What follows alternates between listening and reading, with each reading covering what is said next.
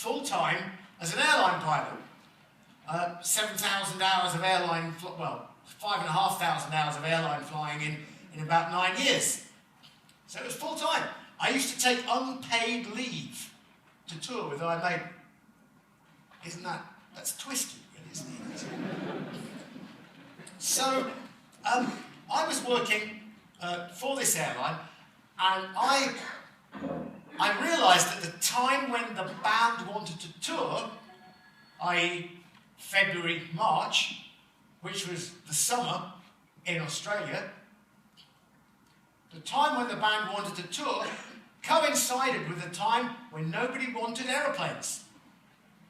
It was the middle of winter and aeroplanes were sitting on the ground, so we get a great cheap deal. So I put this concept to the airline. They went, okay. I mentioned it to the manager, and to my great surprise, I went, yeah, that's a cool idea.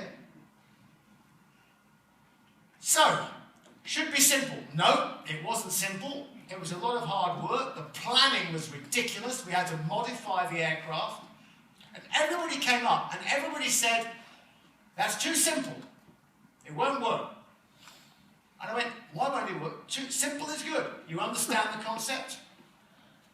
You just join up all the places in the world that you can't afford to play, and this makes it work. And you shrink the time, your very own time machine. We converted the back end of it, this bit, to a cargo deck. So we could put our equipment up there. Normally, we have 10 trucks of equipment. Now, a lot of that is the PA, the sound and lights. Well, you rent that anyway. You don't take that across the Atlantic. All this stuff is available now worldwide. But we had a stage set, big stuff, you know.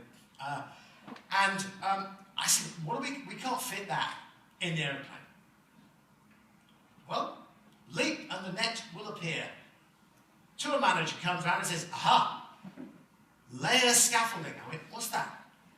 He went, it's scaffolding. It's available worldwide. It's the same everywhere in the world. We send them the dimensions of the set that you want, and they just build it. And it's there. All we did was we took the bits of cloth to cover the front of it. Nobody else knew. Why did it have to be our bits of metal underneath the framework? In India, they built it out of bamboo. It creaked a little, but it was okay. You know? So we did that, and we went around the world 3 times. Economically, it was a game changer. But publicity-wise, that was probably the most photographed airplane in the world during that period of time. And in fact, I left it. Oh yes, that's a pissed off passenger there. The coffee was cold. Hey, you know, who is this guy? I've never seen him before. Yeah, I just noticed him.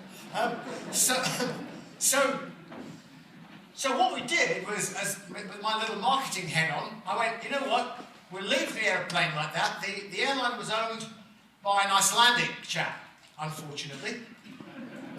Nothing against Icelandic people in general, only this one particular guy. He also owned Sterling Airlines and Flyme Airlines, and they all went out of business, and so did we. But we lasted 9 years, and we did this, and his airline was Iceland Express. And we were flying transatlantic on these 757s, and we just left it in the Iron Maiden livery.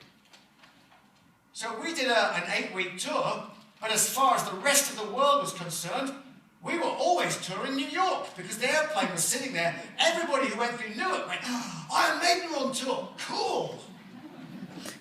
We were at home asleep, you know.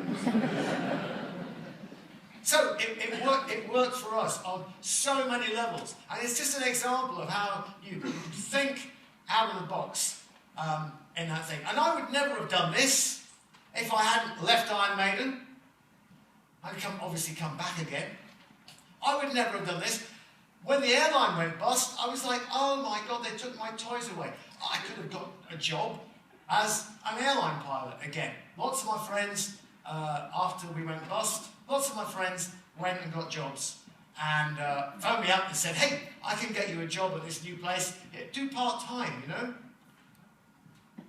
But I was already starting a couple of new projects.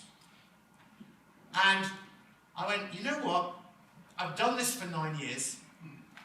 One of my big things is that my curiosity is knowing the nature of things. And by that, I mean, you know, if you want to know what it's like to be an Olympic athlete,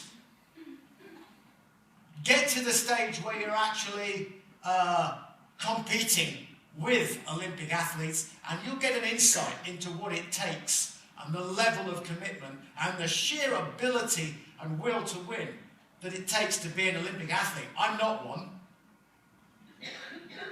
but I did used to train with the Olympic team in terms of fencing. And I got not too bad. I mean, I was